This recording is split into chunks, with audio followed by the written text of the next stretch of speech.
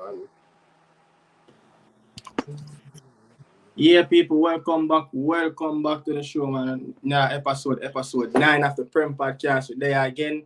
And after some, stormy weekend over the VAR issues, man, them called Howard Webb, it's on the hot seat again, man. But yeah, thanks for having you guys again. Thanks for supporting the channel as always. If you new, you know what to do. Don't leave without smash that bell and that like button. That's the only way, one of the only way to get the channel out there more.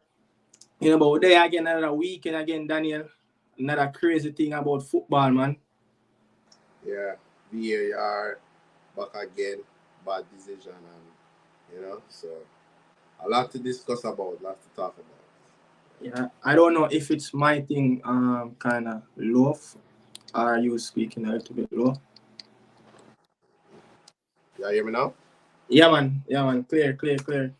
Yeah, a lot of crazy stuff over the weekend, and a lot to discuss about the Premier League. Always one of the best league in the world, and we having a lot of crazy referee decision. But a lot to discuss about, a lot to get into. Yeah, people, look, man, we are here. I think game week 11, and we have to wait until game week 11 to all 20 Premier League teams to win their game.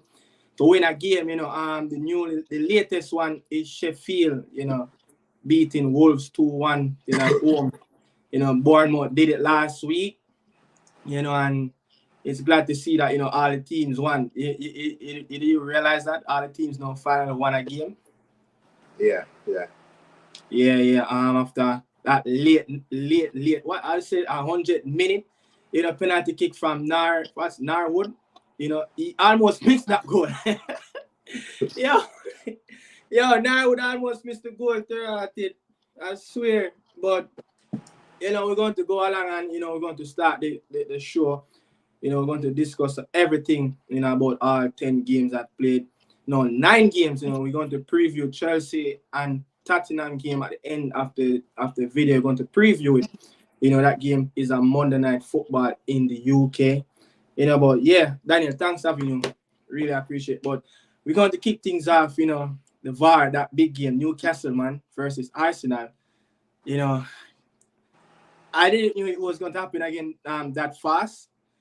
Only probably a little bit a month ago when Liverpool and Tottenham played in the London Stadium at Spurs home ground, and that offside and that disconnected thing with the referee and what's happening in the VAR room. The man they were saying, I can't really give decision about, stuff like that. But what's your thought on that old goal that Anthony Gordon scored? Honestly, at first, before I really see it, I was saying it wasn't a foul. And then when I watched back over the video, I think it's a foul because once you come from behind a player like that, it's gonna automatically foul, especially in the box, especially a decision goal. I feel like the referee, they could have bailed himself out. I feel like the easiest decision could have been to not make it. Even though they give the goal, where you could say, I think giving the goal is more controversial than not giving the goal. Because you could have said, the game can just draw and both teams say, all right, fuck it, we get a point. You get what I'm saying? I feel like the referee could have said, you know what, let's not give a goal and then work with that. Instead of have one, because that's what made the game, that's what gave Newcastle the win. But and then I see it wasn't an offside. I never really see that. It was three checks. It was three crazy. Checks. Yeah, three checks. The ball, that ball remind me of the World Cup with Japan versus Germany. The ball looked like it was on. Do you think it was on? I brought it up on the screen. It's as you can see, bro. It look there's two angles of it. The first one, this is the Premier League one, and I think beIN Sports have their own one that they show. Yeah. You remember that one with Marcus Rashford? This is a Marcus Rashford one. You know, it's just crazy. Yeah. It's just crazy. I feel don't like know, but I just feel like there was just too many red flags to the goal to give it. Yeah. That's what I think. There was just too much red flags to it. Did you saw the thing that the VAR, the communication between VAR and the officials? No, I didn't see that one. So you know, they said, you know, when they check in the goal, they said that the ball looks out, but we can't possibly give it from that angle. Then they were saying there's two hands on Gabriel back, but we can't be sure it's a push. There's no conclusion evidence whether Gordon is behind the ball. You know, stick with onside decision. So basically they're just going off for like, you know what, we're just gonna give it. Yeah. So they were not sure at all. It's crazy, bro. It's just crazy, you know. But I wish I had the one that, you know, could show the beIN Sports one. I think I can get it. I think it's probably in my phone. It was a very feisty game, you know. I feel like because of that decision kind of take away the good. I don't know if I can show. It was a very competitive game, very feisty. Yeah, it was really competitive. It was a strong, tough game, you know. But this is the other one for beIN Sports. That? Huh? Oh, that's their beIN Sports. This is beIN Sports one. So what would you say? That old they said it's a millimeter piece of the ball inside on the line. And you know the rule is all about, you know, all of the ball have to be over the line for it to outside. But you know, that Bruno though, the Bruno one, you know, that they said it wasn't a red card, they said it was a yellow card. You know, I think I got it. You know, this one right here, you know, with Bruno, come on, that's like a red card. That's a red card. He was doing a lot. I'm surprised it wasn't a red card. I'm surprised there was no red card in this game. But it's just crazy. You know, but I just feel like you know, the ball was out, to be honest, when I saw it at first. But you know, seeing this beIN Sports one, I don't know which one to go with. You know, but they only showing you on one angle. That's the thing. But definitely that Joelinton and Gabriel, that is a foul. So there's no way the ball should have scored. You know what I mean? I think it wasn't. They checked for offside and it wasn't offside. That's the only correct decision I think they made, to be honest. You know, but that definitely Joelinton one and Gabriel, that was a foul. You know, that should have called a foul. You know, and the Kai Havertz. That's a red card. That is a red card. What the hell is he doing? That's all right. And he make another challenge after. And that should be another yellow card. I don't know what. The referee lost the game. He lost the game. We here talking about referee decision. We're not even talking about the game. You know, hold on. Let me get I think the referee let me get the Arsenal fan. Let me get the Arsenal fan in this. But, you know, I'm going to invite an Arsenal fan right now because he need to come and clear the air. And before we move into the game, you know, I'm going to get the Arsenal fan. Hope he join it really soon. You know, but that when I literally saw that Kai Havertz tackle at first, you know, initial first thoughts was like, whoa. You know what the referee should have done? I think he rushed the decision and making that yellow card too early. He should have waited. You know, here we go. Here we go. So, you know, initially I think he should have waited a little bit before he made. Yeah, you know, we are talking about the VAR decision, Joel. Come on, let's break this down for us as an Arsenal fan. That Joelinton push, the ball went out, you know.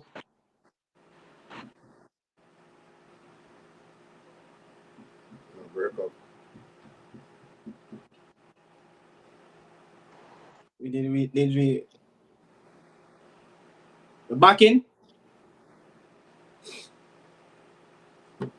I think we're having some technical difficulties with Joel.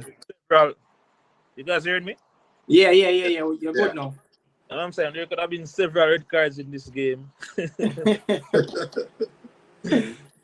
I mean, the VR decision with the ball going over, I can see with that one, but clearly you can see that Joelinton had 2 hands. You must have 2 hands on a player, and that is not a fault. Right. That's. I feel like out of all the decisions, that was the one where you could have said, let's show this. Let's cancel this.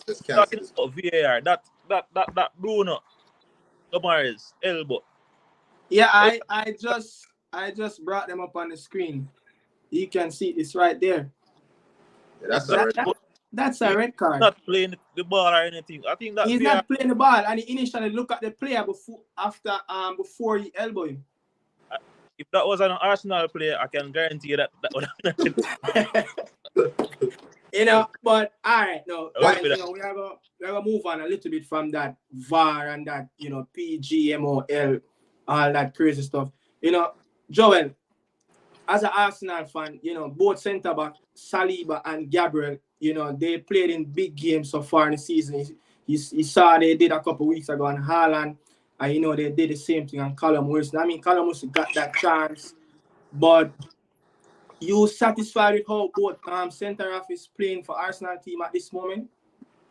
Yeah, man. William Saliba, I thought he did very well in that game. I think that will have a good pairing. Saliba is solid. He's comfortable on the ball. It's been a long while since Arsenal have had a defender that's so comfortable. Tony Adams and Sol Campbell. One of the time, I see Saliba a pile man around him. I say, he's been doing stuff like that. But the midfield, Kai Havertz, is he playing out of position, or it's just lack of confidence, or he's just not good enough for the Premier League? Funny enough, I think that this was Kai Havertz, one of his better games. Yeah? It was one of his better games. I mean, he had an opportunity to put through Eddie and Nketiah, but I don't know. I think he just needs to get back his confidence. I think Paul can give some suggestion on what Kai Havertz needs to do. But I don't know. I think he just needs to work a little bit more harder off the ball. And I think he, as a German, I think he should have known position awareness, where to run, where to beat, where to pick up the ball. Because, playing in a Leverkusen system where, they play those little cubes, you could see what Xabi Alonso is doing. I think he should have been playing a much better game in that way. You could see how Thomas Muller, the young kid from Leverkusen, Florian Wirtz, all these guys played, even when Götze was on his top form, these players know how to run in space, but Kai Havertz, I don't know, since he came over from Germany, he just looked flattered. Yeah, I don't know. I can't tell. I don't see the reason for the buy, but Mikel Arteta seems to believe in him. It's been 10 games, and I have not seen any spark or anything from him to say, hey, that $65 million was worth it. But yeah, I've not seen it so far. The Portuguese, Fabio Vieira, he always looked well organized when he came on the pitch. Whenever he come on for Arsenal, he come on a few games now, and you could see that display of quality, but lack of trust from the manager. You would say that? Yeah, I don't know why Mikel Arteta don't believe in his attackers. Even when we went 1 down, what were Nelson and the other attackers? Fabio. Yeah. When we were 1 down, I'm seeing him putting on what's his name? Zinchenko. We need a goal. I have to on a defender. Like why doesn't start Trossard? Why doesn't start Trossard? I don't know. I think that Trossard gets a better cameo role when he comes off the bench. So in this game, you don't think he should be playing a player ahead of Havertz? Because he more goal threaded, Yeah, man, but mostly I see he put Trossard over on the left foot. They always change with marginally.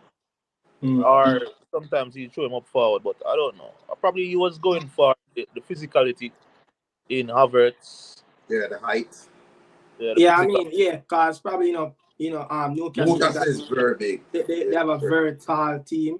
To be honest, they have a very tall team. To be honest, so playing, Jorginho and Fabio Vieira, it's risky. Especially coming up against Longstaff, Bruno, these guys, Anderson. They're very powerful and strong in the middle. But Joe, and especially when Joe Linton played in the middle, he's like a monster. You ever see like coming up? Yeah, I remember this player was a number 9 at offer 9, and now he's playing as a 8, as a 10, box to box. As small as Bruno Gomes is very physical. Yeah, even Sancho Tonali, their midfield is very, very strong.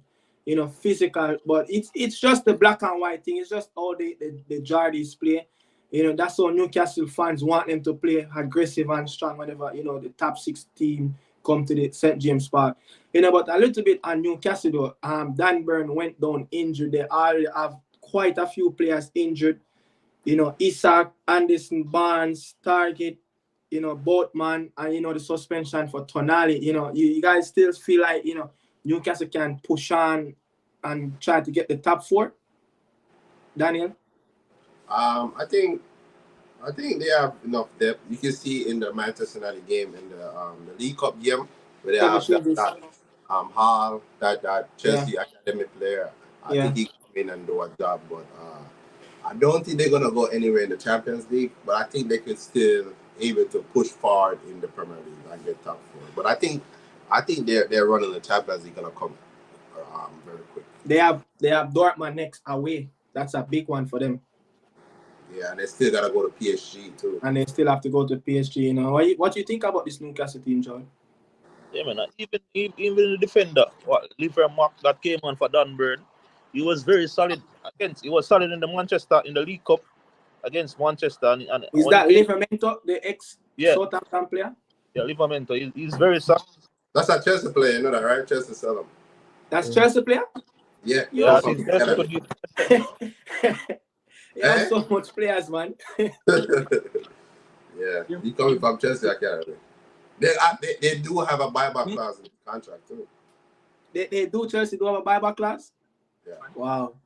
But yeah, we're going to shift gear a little bit. We're going to go in that Man City game, that they trash, Bournemouth 6. Jeremy Doku, 4 assists in 1 game, man. We kept talking about this player a couple of weeks ago. He's talking about he's going to get Jack Grealish game and all of that. But the last man to do so, is Paul Pogba back in the 2020-2021 season against Leeds United. But this player is really good. This is the first time you're really watching him week in, week out. Yeah, does something way different. I feel like most wingers these days, if they just wanna, you might be a Vinicius, always wanna, do style and very direct, very unpredictable. You have something. I see something in his game that I never know that he have. Like I never thought he was that good as a finisher. Like when I used to, I remember the first time I saw him when that Euros. Italian one in Belgium. That's the first time I see him. I never know he was that clinical with his finish. I guess Pep really know how to get good with wingers. Joel, 6 goals, no Ireland on the score sheet. They're supposed to be frightened. As an Arsenal, even as a top 6 club, top 4 club in the league. Seeing that City can score 6 goals without even Erling Haaland get on the score sheet. This is not the first time that happened, but what you thoughts though on that 6-1 trashing? I mean, the defender, the guys that you were talking about, Doku. Doku. That's very good. 1-on-1, you can't really come near him. Yeah. Jack Grealish has his hands cut out for him. I think we'll interchange them still. Yeah, good interchange. Because you could see last week in the Manchester derby, Pep Guardiola, as he used to do, go for experience, and he benched Doku and he start Grealish. So you know, one thing with Doku too, he can play on the right as well, not just on the left. He can also play on the right. Probably could play anywhere in that front three. Yeah. I mean, Bournemouth. Go ahead. So we'll see. I don't think.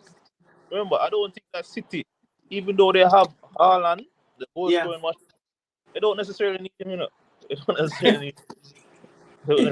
It's frightening. I think they play better with all them too. He just brings something different. Yeah. He bring that monster presence in the box. Yeah. You know, you saw that goal that he scored on United. You know, he peeled off the back post. You know, stuff like that. You will never get that from, say, if a false number 9 is playing. You will never get that. You know, and that's the type of thing he bring to the City team. Yeah. You know, but as I was going to say, you know, with Bournemouth, you know, they won their first game last week. They make one step ahead and then lose this game 2 steps back. You know, but you see this team as one of the teams that will struggle in the league coming next year in that relegation zone, you know, with Everton, Sheffield, you know, Burnley and all these teams. You know, you think, you know, the Spanish coach needs to go in the market and try to sign someone that can put the ball in the back of the others from Solanke. Yeah, I think they need another striker. Out of all the teams, Bournemouth, Luton, Burnley, Sheffield, I think them and Sheffield is guaranteed for me because they're not good defensively. I think Sean Dyche can get Everton to defend really good when they want, especially at the Goodison Park. You see what Luton can do. If they can get a draw against Liverpool, they can really stuck in. Burnley, I don't think Burnley is good defensively too. So I can see Bournemouth and Burnley is really down there. They're gonna be the ones that's probably gonna go down. You know, Joel, I mean, first time, you know, we're talking with you on the Prem podcast. You know, what's your bottom 3 to go down, you think? You have Bournemouth in it? No. Luton. I think Everton might go down this year. I think they're 5 points above the relegation drop. That draw they got, you know, but you think that, you know, all 3 teams that came up will go back down? I think no. We'll get a surprise from one of them. But Burnley is they always fighting, so they always try to come back at the last end of the season. So we will see. But Luton, judging from what I saw from them today, they continue along that line. I think they just need to take their chances. They just need to take their chance. You know, but we all know that it always goes down to the wire when it comes down to regulation. So it always goes down to the wire. Yeah, all the teams on the bottom are always gonna be dropping points. Anyways, guys, nobody's ever gonna be consistent. You remember Wigan Athletic done something like that for like the last 5-6 years. That's tiring. You know what? That's very tiring. If every year it's a fight. Every year it's the same. It's the same thing. It's easier to fight for the title than fighting relegation because you have you have to make up a lot of grounds because you between After run right now, all right, respect, man. Man. Last show. Probably when we reach home, if you guys are still on me, catch up back. All right. Yeah, man, that's Joel, Arsenal fans there. You know, but Paul, we're gonna shift over, to West London, at Craven Cottage, Fulham United, barely lost that one against Manchester United, man. The performance is just not getting better for us. The whole team is playing flat. Ten Hag look confused on the touchline. I think he did the post-match interview, with Sky, and he was saying, he don't have enough players. He has so many players injured. Every match day is like you have to be rotating and all of that, chop and change. But at least you in the job for more than a year, almost 2 years now, like 20 months. at least show some solidarity when you even chop and change. You could see even Newcastle in the game that we lost 3-0 at home. They made 7 changes, Eddie out, and you still could see the direction that Newcastle is going, but we just can't see with the United team. Yeah, and Newcastle is missing a lot of players too. Newcastle is missing a lot of players, so I don't feel like that's an excuse. I just feel like coming over from Ajax, coaching kids, and coming over into a United dressing room where so many coaches speak about it. Ralph Ragnick, Jose, Van Gaal about egos. That we still have players that in the squad from Van Gaal they still know. It's Crazy. Yeah, we still have players from Van Gaal days until now. So the same all legs in the dressing room, but I just believe that the players they just need to work more harder. I don't think this United team is fit enough, to be honest. I don't think they're fit enough. They're getting outrun, especially Amrabat. He just looked half. He was injured the whole summer. I don't think he have a preseason with Florentina. That's what I'm saying. He was injured in the summer. He was struggling with a back injury. Is it an Ian Robin case when Ian Robin playing that 2014 World Cup when he just ran the whole World Cup in the heat down in Brazil? Amrabat did the same thing in the heat in Qatar, and he just looked way off. But I don't know. Just summarize. Your thoughts on United performance against Fulham. Very flat. I think Fulham is. I think y'all could have lost that game, but I think Fulham is bad as well. They just don't know how to score. Yeah. They just never look like they were gonna score. They that striker, man. Yeah, and they do need a striker. They really miss Mitrovic. I feel like if they have Mitrovic yesterday, I think they would have scored. Guys, Willian put so many ball in the box and no one was there. No one was there, but United. I mean, we have to be real. Look at the team.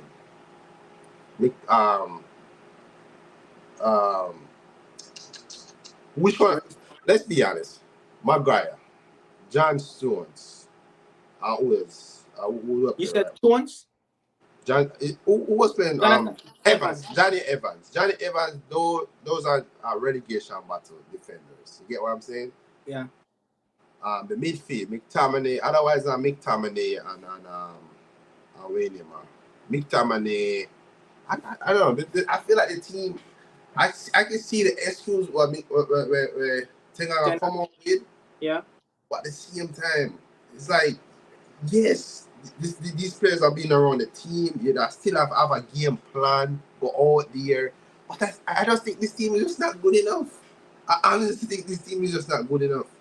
Yeah. Because I feel like if you bring back Martinez, Varane back in the team, Lucha, Casemiro, if he come back fit, you could have seen a little difference, Yeah.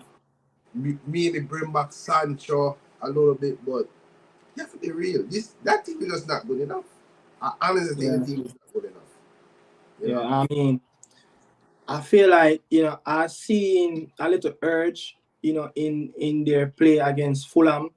I could see a little bit of, maybe they're fighting for the manager, all that news swirling around, Zinedine Zidane, that Sporting Lisbon coach. I think he's 35 years old, but United have done it already. Ten Hag is not that old. You understand? So, and they go off experience, who's more experienced than Louis Van Gaal and Jose Mourinho. At one point, remember, Carrick was the interim, Solskjaer, Giggs, so many coaches, man.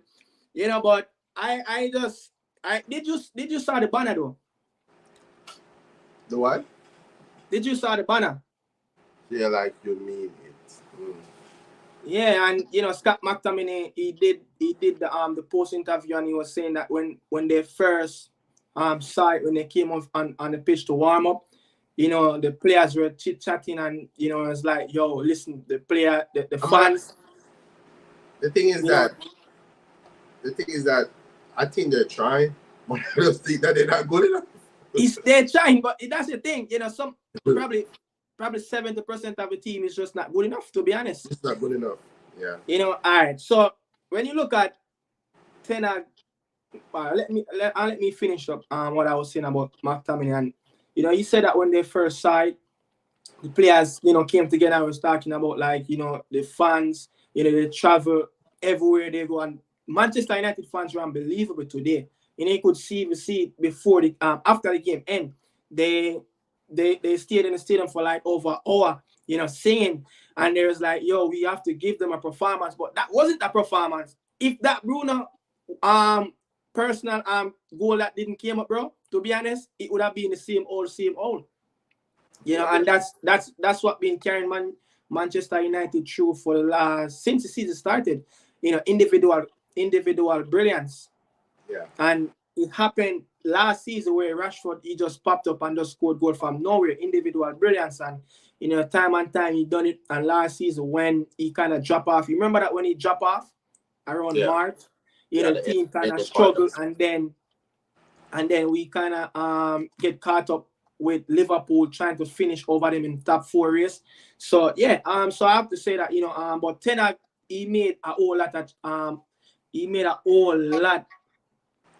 of recruitments. You know, see if I think I had the recruitment. So, you know, he bought, you know, Rasmus.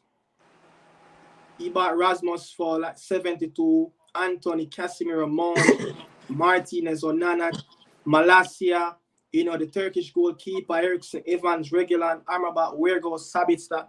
Bro, that's like a starting level right there. You know, so I just feel like, you know, he needs to work more hard as a manager to get the best out of these players, because it can be done, to be honest. It can be done. You know, what if Ten Hag gets Saka Mane? The next manager going to left stuck with all these players. Yeah. And it's going to happen. It's like a cycle. I saw Jamie Carragher said, you know, United bought Casemiro last summer and Eriksen, and they already replaced them with Mount and Amrabat just 12 months after. You know, that's the direction of where the club is going. It's just not good enough. Yeah, it's all over the place. Yeah, it's all over the place. And then you brought in players like, you know, Rasmus, who, you know, feed off crosses into the box. You could see whenever he get cross into the box, you know, it's like a shark in the water. Marcus played off the left. You want to do cutting and shoot. Anthony, it's the same thing. Cutting, shoot. They're not crossing the ball. Otherwise, you know, City, they bought players who fit the system. United just buy players as they just want to buy the best player that, you know, is out there just to buy. Just waste money. Do you think that's Ten Hag's fault, because he do want these players? It's not just really. It's not just down to the coach. To be honest, guys, Casemiro wasn't his choice. It was Frankie de Jong all summer last year. Yeah. You know, so and what they realize, even if you're not gonna get your first chance, don't you think you're still able to go and get a player similar to de Jong than just go and get Casemiro because he was available? Yeah. That's what they did. That's what they did for either Radam and Falco. You know, trying to get that striker and just trying to get Falco on a loan. You know, but Bruno, you know, his captaincy, is he like a good captaincy, you know, in your eyes? Otherwise than sometimes moan to the referee, I don't have no problem. His attitude. Yeah, I think he need to hold his head down, just move on. You know, everything you going for, everything. That's the only. But he's a good player. He's a leader to me. I think he care the most. Like, he doesn't like to lose. I feel like out of anybody on the field, but for sure, so Bruno do cares. That's what. He's a good player. He's the only one in the squad, I would say, is just beyond that line for to be a world class. Yeah. He has unbelievable quality, but his attitude is just wrong. And sometimes as a leader, when your attitude is wrong, it rub off the wrong way, you know, to the other players. But if you take the captain band from Bruno, who will be the captain? There's no leader in the team. I don't see nobody. The only man can get the team is probably Casemiro. Casemiro, maybe Martinez. Does he speak English? Yeah, his English is good, but Casemiro English is not that good. I would say He can speak, but it's not that good. But you know, you Varane. don't, huh? Maybe Varane, but he does never fit. But you cannot give a man that. It's just like what Chelsea did with Reece James.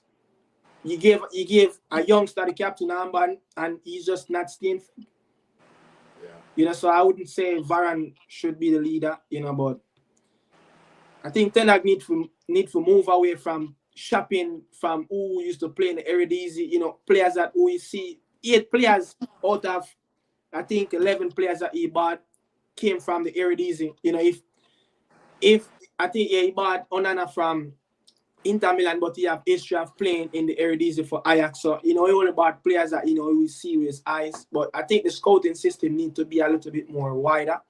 To be honest, there's a lot more players out there can get. But, you know, United have some serious game, you know, before the international break. You know, we have Copenhagen next in the Champions League. And we have Luton Town, I think, in the Premier League after. Is it right? Yeah, we play home to Luton Town and we play away to Copenhagen on Wednesday. But after the international break, we will play away 2 big away games, you know. Away to Everton at Goodison. You know, we go to Turkey to play Galatasaray. That will be a massive game. Yeah. And we have 3 away games. Goodison Park, you know, football affair, they call it in Turkey. And we go away to St. James Park, then home to Chelsea. So it's a massive month. November will be a massive one for Erik ten Hag, especially to try to qualify for the Champions League. That Everton one is real. Them boy, they fight. Yeah, Goodison Park are the worst place to go. Yeah, man, Goodison Park are the worst place to go, man. And you go to Newcastle too? Ooh, that's yeah, we go to Newcastle too, man. Yeah, no. Struggling to Newcastle. Yeah. Yeah, talking about Luton Town, you know, they almost beat Liverpool, man. That game draw 1-1. You know, unfortunately, it was a mistake by Nakamba. You know, I think he should have made a better clearance, you know, in that game. Just about when Luton Town thought that they're going to get over the line, you know, in against Liverpool, they're big one. That they're looking for that big fish at home. You remember Blackpool and all those teams, you know, they're just looking for that one big fish at home and to give them the momentum to kick on their season. But this Luton Town team is getting better and better every time we see them play, and they're getting more feature games too. Yeah. I was watching that game, and Liverpool just couldn't able to break them down in the first half. Yeah. Nunes, he gave a couple of chances. Yeah, Nunes got a couple chances. Yeah, and otherwise than that, I never really. The field looked so small. The field looked so. Every time Liverpool players run out the field with the ball. Yeah, the field looks so small. Yeah, every time when they run forward, it's like they off the pitch. Yeah.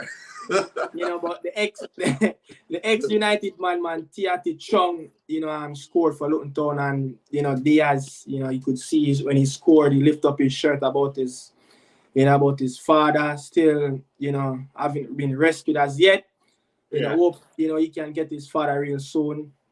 But I think Liverpool blew that opportunity, you know, to go on level points with Tottenham. Tottenham, you know, who is on 26 points. You know, Liverpool is on 24. They dropped 2 points. So, you know, they just blew that opportunity, and, you know, they dropped 2 massive points, as most people, you know, think Liverpool have won it. What they did last week, you know, I think to Nottingham Forest, you know, they could have just blow away, you know, an easy win against Luton Town. But as you said, the pitch was so narrow. It was so close. But I just feel like Liverpool midfield, that midfield three, they were just off. You know. Alistair, Gravenberch, and Szoboszlai, they were just off. You know, they just couldn't get the game running, you know. And that's where Liverpool game always start from. You know, get that midfield three, and then Arnold is, you know, running. And then Gomez is playing at left back. So they have 2 wing backs that hate to go forward, like directly on the touchline. Gomez at center half playing at left back. So he's not going to go further up. And whenever he's going to get across, he's going to chop that ball back on his right and try to swing it. So the Greek player. You know, I don't remember what's the name of this player. Timiskis or something like that. He was injured. He just came back. Robertson is injured the last international break for Scotland. You know, I think he injured his arm. You know, he's going to be back in a couple of weeks from now, I think, after the international break. You know, but yeah, Liverpool drew 1-1 with Luton Town. You know, move on from that. You know, but Luton Town game, they have some very interesting game coming up, to be honest, where I think they can get some points. You know, before that, after that game against United, you know, they will be home to Crystal Palace. They will be away to Brentford. So those two games, they can get at least either a point or 3 points from that game, especially Crystal Palace at home. You know, Crystal Palace is winning, but they're not winning how, you know, Crystal Palace used to play football. So I think Luton Town will fancy a chance to win that game. Yeah. Yeah, I think they can get a result out for Crystal Palace. Crystal Palace have been up and down this season. They have not been consistent, but I think they could able to get. I think at home, Luton can definitely able to pick up some points. And Luton Town, they signed Andrew Townsend on a 3-month contract. Would you sign a contract like you? I'm gonna put you in Townsend shoes. You playing in the Premier League for so many years for so many clubs. Would you sign a 3-month contract for a newly promoted team? I don't know why. Maybe that's the only contract on the table. Wasn't he doing commentary the other day? He was injured. He was doing commentary the other day on Sky. Yeah, he was doing commentary, but he was injured. He was nursing that ACL injury. Maybe no team. What about the championship? I'd rather stay in the Premier League. The Champions League is rough. It is rough. Yeah, it is rough down there, and you know, you might never get back another chance. You never know. He might do really good, and Luton stay up, and they sign him back. They give him another contract. You never know. You know. Yeah. It's just like Johnny Evans signed a preseason contract at United, and then they extend it to a year. You never know. One of the big games, I would, most Brentford and West Ham, I wouldn't say that's a London derby, to be honest. I wouldn't say that's a London derby between those two teams, but that could have scored. Did you side? Yeah. The goal that equalized the game, I didn't see that goal coming. Probably, goal of the season so far, to be honest. Yeah. But West Ham, when they went up, they were leading. That Bowen goal scored, and they go 2-1 up. Mikel Antonio and I think Ben Rama got that goal on the back post. Did you saw that chance that they scuffled? No, I didn't see that. They got that opportunity. The ball go to the back post, and both of them actually, trying to kick the same ball. The keeper, the cross actually hit the keeper. Which team? West Ham. And Brentford. They actually got the game to kill off, to go 3-1 up. Yeah. And they miss it. And but from there, Brentford is a team that is very stubborn at home. They just and then the Frenchman, Marpe scored his first goal in 14 months, a strikeout. And then Monday I get contract in England. He was decent when he was at Brighton. Then he went to Everton. And then from there I never really see anything. When you're playing a good system, it's easy to shine. You understand? So put Maupay in a team like Everton, Brentford. He was somewhere before he got to he left Brighton to Everton. That's where he went. Yeah, he left Brighton to Everton. Yeah. When you put a player out of a team that's they don't play system, if he shine, then he's a quality player. Yeah. Look at Zaha, Crystal Palace. He's a very average team, but guess what? He always come up with the goods. That's a quality player. You could even see Jordan Ayew right now at Crystal Palace. He's playing well in a very average team, But West Ham is just falling, lower and lower, and then losing against team. West Ham winless in their last 4 Premier League games. The last time they won a game, it was Sheffield at home, 2-0. But you know, they losing to a team that is either weaker or average with them. You know, they lost. Yeah. They did win midweek. I mean, talking about like the Premier League still. Oh. They winless in the Premier League in the last 4 games, but they beat Arsenal midweek in the Carabao Cup. You know, but they lost the game against Brentford yesterday. They lost Everton at home. They lost to Aston Villa away, and they drew, you know, West Ham, Newcastle. That's the last time I picked up a point in the Premier League. You know, but I see in West Ham is a team that, you know, fishing around that top half of the table, but it's going to be really difficult to qualify for the Europa League or the Conference League. To be honest, in the league, they have to go on and try to win this Europa League as they did last season, win the conference and finish win the Europa and qualify for the Europa League. So it's going to be very difficult because you have some quality teams in the Europa League right now. You know, player Leverkusen, you know, Roma still there, you know, and then all the teams are going to drop down from the Prem. But we're going to shift gear, you know, move to Goodison Park. You know, Sean Dice, he's getting, you know, the results there and there. He's picking up that odd point whenever he can. You know, you see this man not qualify, but, you know, keep this team up. I think they have enough qualities, you know, especially in the middle. That's where the strength is. And I think they tweak a little bit, you know, in that back line. What's his name? Brathwaite, the center of the young kid, you know, he's playing really well. You know, partner with what's the ex-Burner player name, the defender? Tarkowski, yeah. Yeah, so, yeah, I mean, Sean Dice is doing what Sean Dice do. Everton is playing a whole lot of long ball. But that own goal, unfortunately, man, Ashley Young. It's like Ashley Young always in this position, man. It's sad. You know, it's like Ashley Young always in this position, man. You know, but Everton is in 16th position, level points, you know, 5 points clear from relegation zone. You know, but I just feel like they if they continue to play the same way, they're going to be safe. But I just don't feel like this is Everton. The way you see Everton played over the years, this is not Everton. Yeah, I think they will have enough to survive. I think Chandaz is very experienced, and they have a very. I think out of all the bottom team that fall in relegation, I think they have a better squad than everybody else. I think if Calvin Lowen can stay fit, the Corey, he look really good from the deep up support. He's getting out the balls, and then I think Everton should have with McNeil and Jack Harrison on the wing. Yeah, they have some McNeil. They have a good keeper, Pickford. He can save some. But hold on, did you saw that the goal that scored on Everton? Did you saw it? No, I didn't saw it. The ball deflect. The ball deflect from around.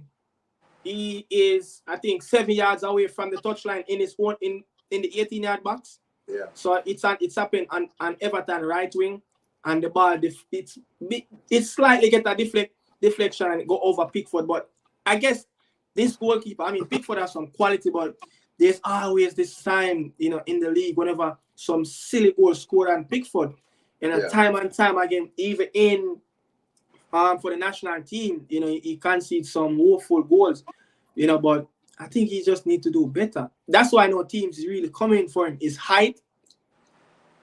I mean, he had a good kicking accuracy. He's really good at on the ball with his left foot. But other some that, you know, he could do a little shot blocking there and there. But that's it for Pickford. No top 6 team would ever come in for him. I think if they get relegated, a good team will come. I think Tottenham would be a good team for him, but I don't know. Vicari, the Italian they bought from Atlanta, he's good. Yeah, he's good. And Arsenal bought Ramsdale from Bournemouth. Is it Bournemouth? Sheffield. They bought him when Sheffield got relegated a couple seasons ago. Yeah. And I just feel like he is a more quality player than Pickford, to be honest. But, you know, Southgate just have in preference of who he wants to sign. Yeah. He always played good when he played for England, though. Yeah, he always, you know, always played good, but I just feel like he always have that one goal that he always give up, whenever he played. But Burnley versus Crystal Palace, man. I think you asked me this question, I would say 2 weeks ago, last week. When did you ask me about the question if Vincent Company is under fire? I think it was last week because he was last week. Yeah, I think I asked every week because they lose. They almost lose like every week. So it's like you asked me last week when Everton, when Burnley beat them 2-1. No, Bournemouth beat them 2-1. Yeah. But I feel like this game, losing at home to Crystal Palace, I think that's the game that the owner's not going to say they're going to sack him, but, thinking that just give them something to think about. But I feel like this Burnley team, they got relegated last season. I just feel like that they are probably 2 years ahead of schedule to play in the Premier League. Yeah. You have that feeling like they are ahead of schedule, because winning the championship last season, it was surprising. Yeah. Yeah. I think the team look at the age of the squad, because if you look back on the team that was in the Premier League that the year they got relegated, like almost the whole squad is clear out. So yeah, I think they're way ahead of schedule, and Company gonna have to go back, and if they give him that opportunity to work again, and build back a better squad. But I think they just need to go back. I think they just need to go back down and build another year, and just bounce back. And I think they will be better next if they get promoted, in the next couple of seasons. Because every time Fulham was doing that. Remember, Fulham was getting Fulham did that. Fulham did that. They were promoting every year. They got relegated. Promoted again, get relegated. So I think it's not a bad thing to do, but yeah. Yeah, but so Crystal Palace, won that game 2-0. Crystal Palace, I think they're close in the top half. They are 10. They won their third game, 4 defeats, 4 draws, 15 points. It's in 10th position, 1 point behind United and Brentford. No, 3 points behind United, 1 point behind Brentford. They up there. They started the season a little bit bad, but they're picking up. Going to move other game. Sheffield, the team that won their first game of the Premier League, man. They finally won that game. Paul Ekin, nothing bad about Paul Ekin, but this week on the show. You got a lifeline. That penalty. They scored, but Cameron Archer. Cameron Archer. He can play for the Reggae Boys. Yeah. Yeah, he has Jamaican parents. I think he could be a good additional to the Reggae Boys squad. Playing that. He could play. That supportive striker. But I just feel like he's young. Going into the World Cup, we need young quality players. The best we can get. He's playing in the Premier League, so I think we should try and get him. I think he's an English under-21 player. Oh, really? But I think he played for England under-21 team. Let's see, but Wolves look they really look average. Without Neto especially. Neto is out. Yeah, he was the only really good creative player. I don't know. I don't think they have that much depth. They lose. No. There's not enough depth in the team. After Konya, Kwang, Kalisic, the Austrian, others from that, there's nothing. Silva. Did you saw that when Silva gave away the penalty, Fabio Silva, the Portuguese young striker? He was crying at the end. I think he made that challenge in the box for Sheffield to they got that penalty kick in the 100th minute. That game run over the 100th minute. Yeah, that game run over the 100th minute. That kicker Silva, I don't think he's Premier League player. He's not that good enough. And they spent a lot of money on him. Silver, I understand he's young. He came from Portuguese with a lot of potential. Yeah, he's not. I don't see nothing from him. Nah, he was on loan in the Eredivisie league. Yeah, he was on loan. He was on loan in the Eredivisie. I'm gonna tell you what team he was playing for. He was on loan, for where is he? He was playing for PSV last season. He scored from January to June. He went on a 6 months loan, and he was playing for PSV Eindhoven. He's played 19 games and scored 5 goals. But I think he just needed what this player need to do. Sometimes players have to look in themselves when a move don't work out for them. Make a step back into your career. Drop to a lower league, or even go to a team. Even you don't really have to drop to a second division team, but go to a team that's not really have enough qualities. This player. He was in the Bayern Munich team named Zerki, a Dutch player. He got some like an afro. Yeah. He left Bayern Munich on loan and go to Bologna, and he's playing. He's getting game time. I think they replaced him for Marko Arnautovic. Yeah. And he's getting game time and he's getting better and better. So I just feel like young players just need that. They just need that game time to get better. As a footballer, your ego, you always think that you're better than what you are, You never want to step down, especially leaving the Premier League to go to a lower league, or the money. And the money as well. You don't want to. You have to think about that as a work. You don't want to switch up your lifestyle. You get what I'm saying? But at the end of the day, sometimes you just have to take a pay cut to get. Would you not want to take a 30-40% pay cut to join a smaller team just to revamp back your career and put yourself back up there in the market in the next 2 to 3 years? It's worth it. Rather than killing yourself at a big club, not getting enough games, not getting enough minutes on the pitch. Bro, remember when we used to play, Cassava League together and all of that. If you not play, the moment you got injured. Just like, example, you was at, Mar Valley playing under 15. I was at Arnett Garden. And every day we talk, you come home, you say you play. Me, every day I come in, 0 minutes. Not even in the match squad. And the confidence in me, everything was just broken. Yeah. I was like, yo, I got to chat to Coach Chin and tell him, and, initial first reaction is like, Bugs is sell out this and, but initially him going to take me back eventually. Yeah.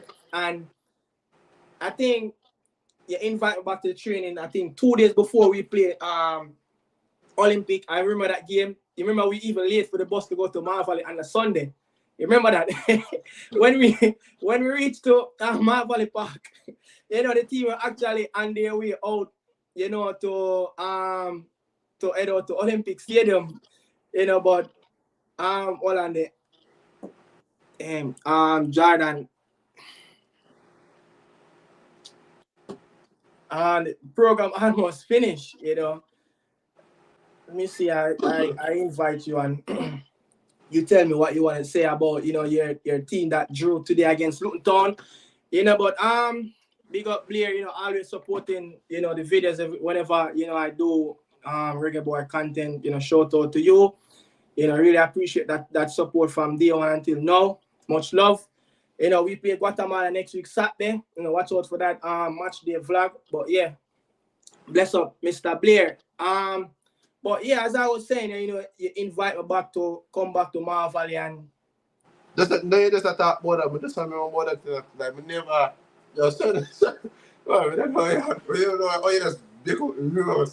remember certain stuff. Like, yeah, and I wasn't getting any game, and Barner was a coach. Arnett Garden is a team that we support. So getting the opportunity to play for Arnett Garden youth team is always that joy, is always that that willingness to go and play, sacrifice everything. I was getting so much games at Boys Town, I didn't have to leave. But because Arnett came calling, you just cannot turn it down. Yeah. And I came over to Mar Valley, and then first game, my first, say 15, 20 minutes, and Chin just throw me right into the squad. They started the level. You get me? I mean, you have to big up the coach team. To be honest, you have to big up the coaching because that was the year when I was playing right back, right? Yeah, that's the year when he was playing right back. So I have to big up the coach team. Maximus respect goes out to you. Have a lot of trust in us. To be honest, but first 15 minutes, I was off. I was really off, and my father was on the touchline and he gave me that eye and like, yo, look, just go back to the basic. You can do it. You see it? Yeah. And from there, we just start to pick up the pace and, we get tuning back. Some understand why sometimes young players, just sometimes, and leaving Arnett Garden to Marvel, that's a step back in my career because Arnett is a team that we're playing Super 12 at the time. So it's a step back. But even though it's our boyhood club, that's where we started out. So there, you can't turn down your boyhood club. And we that was our best season at Marvel, to be honest. And I think we won that game 2-0. I think Tika scored in that goal, and I think Fabian scored. But yeah, but we go back to the Prem podcast, man. Monday Night Football, London Derby, Chelsea versus Tottenham. Kind of feel I have a confident about that game. As I told you last week when we lost to Brentford, I told you that whenever we play a better team, a team that's open up, Tottenham, they're gonna be at home, they're gonna want to attack, and I feel like Chelsea, when they play a team that's want to attack, want to be open up, they're gonna able to express themselves. Because when we're trying to play against a team that sit back and we have to break them down, it find us very difficult. So I feel like I can see we get a result out of this game. I think this game might be a draw game. Maybe a 1-1. You think you can manage to Tottenham at Spurs midfield? I think Chelsea have a better midfield than Tottenham. I think Caicedo, Enzo Fernandez, and Gallagher is a better midfield than Tottenham.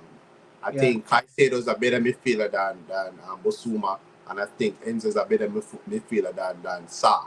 They are, but Tottenham, they are just playing together. I think right now. Yeah, I think right now, chemistry-wise, I think they have a better understanding. But as player to player, I think Chelsea have a better midfield. Yeah, that's what I think. Yeah. But I think but Spurs is the only team in the league haven't lost a game as yet. It's very crucial going to that game. But Chelsea have this record, with Tottenham. I think Chelsea have lost one time in the last 6 games away to Tottenham. Chelsea have a very good record, when they play away to Tottenham. Yeah. Yeah, so I was going to say, so what you think the reception going to be for Pochettino coming back to his team that he brought to the Champions League final? I think there's gonna be a mixed feeling because some fans gonna remember he did a really good job, etc. And then they're gonna be the other fans like, nah, he went to Chelsea, that's a rival and stuff like that. But I don't think Pochettino really cares. End of the day. You think the Tottenham fans will boo him? Yeah. They will boo. You think he will get the boo? Yeah. Wow. But Jordan. Yes. Luton Town 1, Liverpool 1. What's happening at Kelmit Road? I don't even know, bro. I swear to gosh, it's a shocking disappointed for us. We know about Luis Diaz's situation with his parents, but we should have got a 3 points. That should be a 3 points written down the board for you guys. You should have, in tie up points with Arsenal at this moment, 24. Yes, Tottenham, 24 points, I think. Is it? Mm-hmm. Yeah, with Spurs. We'll have gone 26. there. You on 24, so you drop 2 massive points right there. City's flying at the moment, and I think City have won their last 23 home games. Yeah, yes, absolutely. Because because it's our first experience of that ground. We never played there before. Because our managerial club said that's not an excuse. I'm sorry, that's not an excuse. That's So, yeah, you go to Vitality Stadium. You go to yeah, really good. Vitality Stadium. You have Blackpool. You have so many teams in the league that have small stadiums. You know, like Kenwick Road. Yeah. Yes, but we should have won that game, no doubt. And we'll enter the league because Chung, the former Man United player, because I know him very well, and then Luis Diaz come and scored. And Salah get lots of opportunities. Darwin Nunes sky high the ball over the crossbar that put us into the lead. Yeah. But we have Brentford next, so it will be we have to just put this game behind us and focus on the next. You have 2 games before that big game. You know, you have that big game right after, you know, lunchtime kickoff UK time against Manchester City at Etihad. You know, another lunchtime kickoff for Jurgen Klopp. Another complaint in the press conference. You know, but you travel to France to play Toulouse, then play at home to Brentford before the international break. You know, you're looking for, you know, to clean up things in the Europa League so far. You know, I think winning that game away to France Thursday, you're sure, you know, you're going to go through in that zone. You know, but yeah, what's your thought, you know, about, you know, the midfield tree and both wing backs, because I think both wing backs were poor. You know, Gomez as a centre half playing at left back. You know, Trent, who normally like to come inside, you know, didn't have that role to come in because the midfield was so jam packed. You know, many times I see Trent trying to go down the flank and he just can't beat him opponent 1v1. yes, because this morning I saw the lineup and I was saying that in the preview I hope that Costa Simica starts. I was shocked to see Joe Gomez at left back earlier this morning because he's on the left back and well Trent, for example, we know he's very good with the crossing, but we need him to try to do that more often, doubt. And yeah, our midfield, Alex McAllister he's not a number 6, and Jurgen Klopp is just too stubborn into this last season. He doesn't listen and he playing players in the wrong position. Mark is not a 6, but he's doing a fantastic job despite he didn't score today. Ryan Gravenberch. But Klopp needs to start marking his correct position. So Liverpool fans have problem with him playing Mark in the wrong position. He's not a 6. Okay. You're going to say something, Daniel? Yeah, what happened to that Endo? Yeah, Endo. You bought him from Stuttgart. What happened? He's on the bench. We use him in the Europa League. We start him in the Europa League. We start him in a few of our Premier League games and start him in the Cup as well. We start him against Bournemouth and we won that game as well. He scored his first Europa League goal. We need him to score a Premier League goal. He's been on the bench from the start of the Premier League season. So why you don't play him? Why you don't play him in the deep role? He's a DM and Klopp not playing him. Instead he's playing Mark there. He's playing not playing Endo there. And that's why we always the game against Brighton that we played. Mark doesn't know what to do against former club, and we draw that game. We nearly lost the game in that match because he doesn't know what to do against former club. So you think Liverpool can go all the way challenging for the title, you know, with this squad and the way Jurgen Klopp is setting up your team? Because I just feel like, you know, he should have even started, you know, the Greek left back, you know, what's his name? Timiskas? Costas. You know, he was injured? No, he's not injured. So why you play Joe Gomez at left back when this player is a flying left back? It's him do it. I put him there. We were surprised this morning when the full lineup that he's at left. You don't need 3 centre half in that back 4 because Luton Town just wasn't going to give enough down their right side. You know, they will always play that low block, try to hit on the counter. But I guess that 3 defenders from Luton Town and those 2 wing backs, I think maybe he was thinking about those wing backs flying up, you know, trying to cover and Trent, you know, but I don't know. But over the weekend, match day 11, what's your biggest surprise, you know, of the weekend? The biggest surprise is that game, the Man City Bournemouth. It surprised me a lot. The 6 goals by Man City. Why? Because well, I didn't predict it because that was the shockiest result. Jeremy Doku, of all person, a player that even doesn't even know the Premier League, and he came to a Premier League and he's very quick and he's really quicker. So he can play any position. He's a right winger, he's a left winger, he can play anywhere. And going through those Bournemouth players is so shocking. Dropping 6 goals. I really disappointed. But Arsenal got robbed against Newcastle. You think the ball was out? Kai Havertz shoot that. You think the ball was out? Yeah. Was the ball out for you? Well.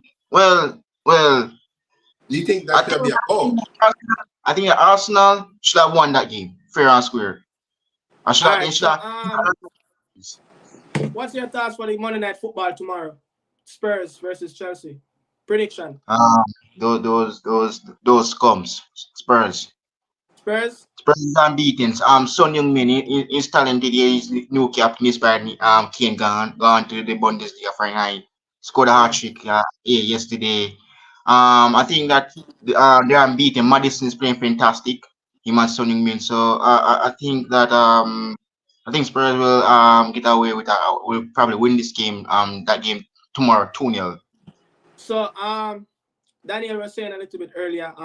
His Chelsea team have a better, more qualities in the midfield, But Spurs is playing much better than those players in Chelsea midfield. You think, Bissouma, Madison, even at left back, Udoji, he played at Udinese last season. This player, he was frozen out of the squad last season. But you feel like Chelsea have a better midfield qualities than Spurs? Well, they lost a couple of their key players. One is at Man City, Kovacic. Konate is in Saudi. So they have Enzo Fernandez. They have Mudryk that Arsenal they linked to. But Sterling needs to start score some goals. Jackson used to play for Villarreal. He needs to learn more. He's scoring goals, but indeed. So I think for Spurs they have a good quality squad indeed. After losing Kane, but Son Heung-min is a great leadership and he's leading by example as a captain. I think Spurs really want to try to challenge City, but they have to know that it's not going to be a really walk over this season. It's nearly Christmas, but Spurs got a tough task for Chelsea. But Sterling needs to show up a lot, so Raheem needs to score some goals. Last questions: do Spurs have enough depth on the bench to challenge for the title this season without European football? They are probably a couple of inches away from broken down. Yeah. They do. You think they have enough depth on the bench? I'm not sure. Well, they have great players that can get the job done, but I'm not sure if that will be. Arsenal fans say that they will not have a chance of challenging. I think they're gonna finish in the top 5. What idea if Tottenham win this Premier League of Arsenal? I rather Tottenham win the Premier League than Arsenal. What a season if this Tottenham team even finish over Spurs. Tottenham finish over the Gunners this season. Win a trophy. Arsenal and win none. I think their fans will want Arteta get sacked. I honestly think their fans will want Arteta get sacked. Johnny was star. But I was saying, Jordan, what if Spurs, win this league? Well, if that happens, if Spurs win, bro, I will be. Look, for me, this brother sport, I'm a side club. That will be the end of AFT. No. For me, I'll be looking at them, Arsenal, looking at them because right now, a goalkeeper that they have is not good like Ramsdale, but and if they face again, I think Spurs. Despite they don't have Hugo Lloris anymore, but Son Heung-min, this player is good. Despite he's a very Daniel, this question for you. You ever see Heung-min's son get frustrated on the pitch? No, you just get on with it. No. That's the mentality what Asian players have. Yeah. You never, even when Park Ji-sung playing for United, you know, when Barcelona was running him red, he was just calm. You know, even Endo, you know, even this Japanese team, when they played in the World Cup even against Germany and Spain, they just look calm. They are physically, mentally prepared, you know, to just whatever comes their way, to just ride that hurdle and just bounce on again. Yeah. You know, but yeah, guys, we are 1 hour 15 minutes into the show, man, and Jordan, thanks for, you know, coming Yeah, through to man. give that little insight on Liverpool. You know, really appreciate it. Yeah, people, you know, don't leave, you know, without go over Daniel Football Show and support his channel. And, you know, Jordan True Reds, you know, he's a scouse, you know. We don't really invite scouts on this channel too much because I just feel like they will bring the virus over here. We don't want that 30 years running down the line. You know, we don't want that 30 years just like Liverpool did, man. You know, but thanks, guys, for coming through, you know. People, remember, support the channels, you know, Nikada Medios, Daniel Football Show, you know, with Extra Time Podcast dropping tomorrow. And, you know, go over there and support Jordan True Reds, you know, but bless up. Jordan, where in Jamaica are you from? Man, Jamaica, bro. This man, You no gave simple. away yourself. Jamaica, bro. Don't worry. Because Are you going? it's coming up, Are you bro. going to the It's coming up. game in the National Stadium? Well, the problem for me to get to that game is right. I need a drive. I need a drive to go to the National Stadium. Cause I was thinking to do a Valge there, but well, I don't have any drive, so I have to just watch the game at home. All right. Yeah, come to the end and show people, you know, bless up. Don't leave without smash that like button and that bell if you're new. You know, always support the Nikada Media House, the PREM Podcast, Extra Time, you know, and as I said, Jordan have that scouse thing that you talk about Liverpool every week. You know, just go over there and support his channel. As you see him in his 1786 Kenny Dalglish shirt. You know, you know what, guys, you know, thanks for passing through, man. You know, bless up. Bless up, Jordan. Yeah, man.